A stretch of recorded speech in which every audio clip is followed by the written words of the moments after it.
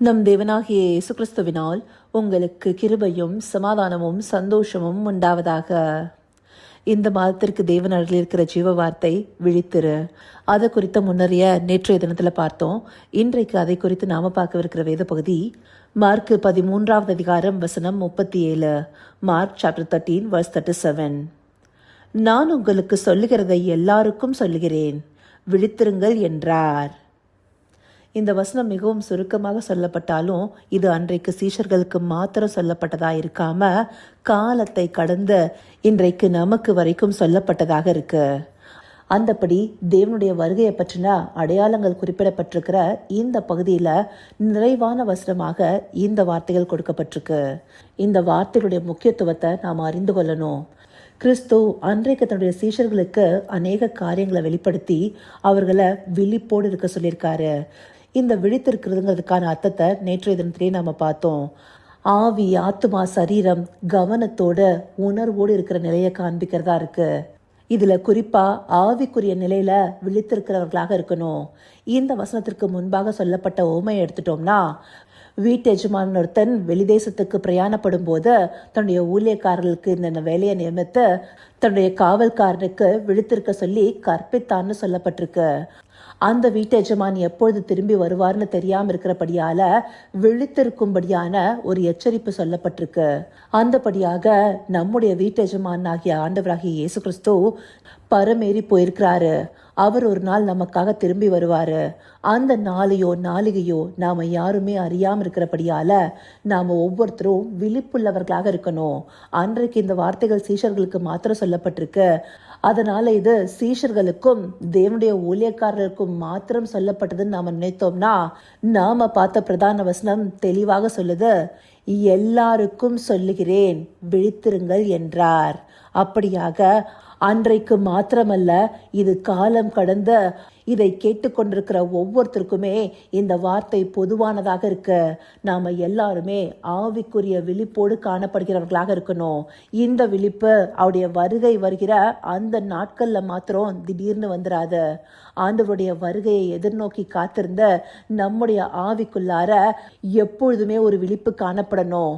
அந்த நாட்கள்லயே இந்த வார்த்தை சொல்லப்பட்டிருக்குன்னா, இந்த 2000 வருஷங்கள்ல வாழ்ந்த ஒவ்வொரு மனிதருக்குமே இந்த வார்த்தை பொதுவாக இருந்திருக்கும்.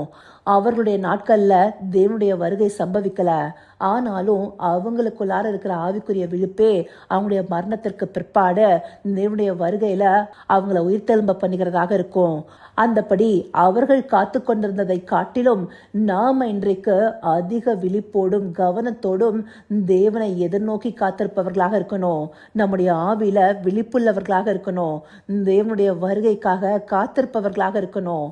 இதையே ஆண்டவராகிய இயேசு கிறிஸ்துவும் நித்திய ஜீவ வசனமாக கொடுத்திருக்கிறாரு. அதே போல அவருடைய அப்போஸ்தலர்களும் நிருபங்களை நமக்கு எழுதி கொடுத்திருக்கிறாங்க.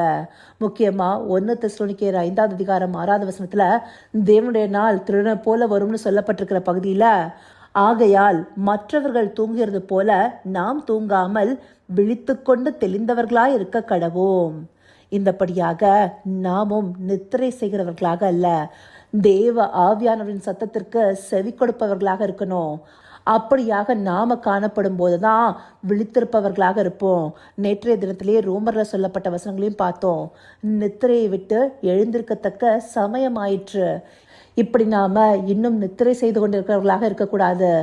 தேவனுடைய காரியங்களை பற்றி கொள்ளாம இந்த உலக காரியங்களுக்குள்ளார ஈர்க்கப்பட்டு தேவனை விட்டு வழி விலகி ஆவிக்குரிய நிலையில மந்தமாக காணப்படுவதை குறிக்குது. அப்படியான நிலையில நாம இருக்கக்கூடாது. நம்முடைய வாழ்க்கையில அநேக காரியங்கள் நம்மை நெருக்கி தேவனை விட்டு திசை திருப்பும்படியாக இருக்கு. அப்படியாக இருந்தாலும் நம்முடைய கவனம் எல்லாம் தேவன் பக்கம் இருந்து கொண்டே இருக்கணும். அப்படியான ஒரு விழிப்பு நமக்குள்ளார காணப்படணும். அப்படியாக காணப்படும் போதே நம்மால எச்சரிக்கையுள்ளவர்களாக இருக்க முடியும். இந்த சுவிசேஷ புஸ்தகத்துல மாத்திரம் இல்ல, லூக்கா 21வது அதிகாரத்திலையும் கிறிஸ்து இதை குறித்த அடையாளங்களை சொல்லும் போது 36வது வசனத்துல, ஆகையால் இனி சம்பவிக்க போகிற இவைகளுக்கெல்லாம் நீங்கள் தப்பி மனுஷகுமாரனுக்கு முன்பாக நிற்க பாத்திரவான்களாக எண்ணப்படுவதற்கு எப்பொழுதும் ஜெபம் பண்ணி விழித்திருங்கள் என்றார். எப்பொழுதும் ஜெபம் பண்ணி விழித்திருக்கணும்னு சொல்லப்படும் போது நாம 24 மணி நேரமும் ஜெபிப்பவர்களாகவே இருக்கணுங்கிறது அர்த்தம் இல்ல. 24 மணி நேரமும் தேவனை சார்ந்தவர்களாக, நம்முடைய சுயபுத்தியை சாராதவர்களாக இருக்கணுங்கிறத காண்பிக்குது. தேவனை பற்றி கொண்டு அவரிடத்துல நம்முடைய வரிகள் எல்லாம் ஒப்பு கொடுத்தோம்னா அவர் நம்முடைய பாதைகளை செவ்வைப்படுத்துவார்னு நீதிமொழிகள் 3ஆவது அதிகாரம் சொல்லுது. அந்தபடியாக முழுவதுமாக தேவனை சார்ந்திருக்கிற ஒரு நிலையை காண்பிக்கிறதா இருக்கு. அப்படி சார்ந்திருக்கும் போது மாத்திரம்தான் நாம விழிப்போடு தேவனுக்கு முன்பாக நிற்க பாத்திரவான்களாக எண்ணப்படுவோம். அது மாத்திரம் இல்லாம இந்த விழித்திருக்க வேண்டிய அவசியத்தை குறித்து வெளிப்படுத்தின விசேஷத்திலையும் சொல்லப்பட்டிருக்கு.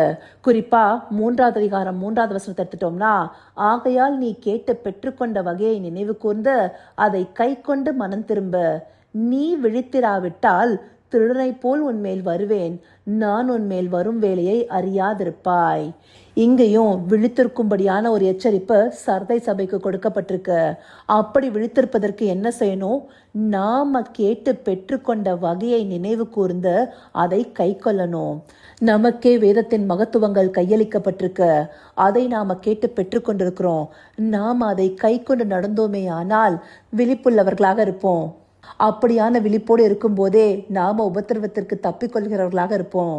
அது மாத்திரம் இல்ல, வெளிப்படுத்தின விசேஷம் 16ஆவது அதிகாரம் 15ஆவது வசனத்திலையும், இதோ திருடனை போல் வருகிறேன், தன் மானம் காணப்படத்தக்கதாக நிர்வாணமாய் நடவாதபடிக்கு விழித்து கொண்டு தன் வஸ்திரங்களை காத்து கொள்கிறவன் பாக்கியவான். நாம பெற்றுக்கொண்ட நீதியின் வெண்வஸ்திரத்தை காத்து கொள்ளும்படியாக விழித்திருக்கும்படியான கட்டளை நமக்கு வேதத்துல அநேக பகுதிகளில் சொல்லப்பட்டிருக்கு. இதையெல்லாம் நாம கேட்டு பெற்றுக்கொண்டோம். இப்படியாக நாம பெற்றுக்கொண்ட வார்த்தைகளை கை கொள்ளும்படியாக நமக்குள்ளார ஒரு ஆவிக்குரிய விழிப்பு எந்நேரமும் இருக்கணும். அப்படியான கவனம் இந்த கடைசி நாட்கள்ல நமக்குள்ளார அதிகமாக காணப்பட வேண்டியதாக இருக்கு. ஏற்கனவே சொன்ன மாதிரி அவருடைய வருகையின் அந்த நாளிகையில நாம விழிப்புள்ளவர்களாக மாற முடியாது. இப்பொழுதிருந்தே நாம விழிப்போடு இருந்தா மாத்திரம்தான் அநேக காரியங்களுக்கு தப்பி அவருக்கு முன்பாக நிற்க பாத்திரவான்களாக மாற முடியும். இப்படியாக நாம விழித்திருந்து தேவ சித்தத்திற்கு நேராக செயல்பண்ணுங்கிறதுக்காகவே இந்த பகுதிகள் நமக்கு காண்பிக்கப்பட்டிருக்கு. இதை உணர்வுள்ள இருதயத்தோடு பார்த்து காலம் கடந்து நம்மிடத்துல வந்த வார்த்தையை பற்றி கொண்ட விழித்திருந்து செயல்பட அவரை நோக்கி பார்ப்போமா? கர்த்தாவே, தேவாதி தேவனே, உமக்கே இந்த வேலையில நன்றி செலுத்துகிறோம் ராஜா. அப்பா, விழித்திருங்கள்னு நீங்க சொன்ன வார்த்தைய நாங்க எல்லோரும் கை கொண்டு நடக்கணுங்கிறத இந்த பகுதிகள் மூலமா எங்களுக்கு காண்பிச்சிருக்கீங்க தகப்பனே. அநேக நேரங்கள்ல இந்த உலகத்தின் காரியங்கள்ல சிக்கொண்ட உணர்வில்லாதவர்களாக நித்திரை செய்கிறவர்களாக நாங்க காணப்படுகிறோம் தகப்பனே. இந்த நேரத்துல தேவரீர் தாமே எங்களை எழுப்பி விழித்திருக்கும்படியான எச்சரிப்பை கொடுக்கிறீங்க தகப்பனே.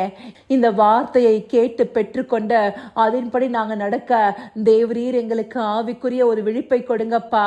ஆம் ராஜா, அதில் மாத்திரமே நாங்கள் தப்பி பிழைக்க முடியுங்கிறத அறிந்து கொண்டு உம்மிடத்துல எங்களை ஒப்பு கொடுக்கிறோம் தகப்பனே.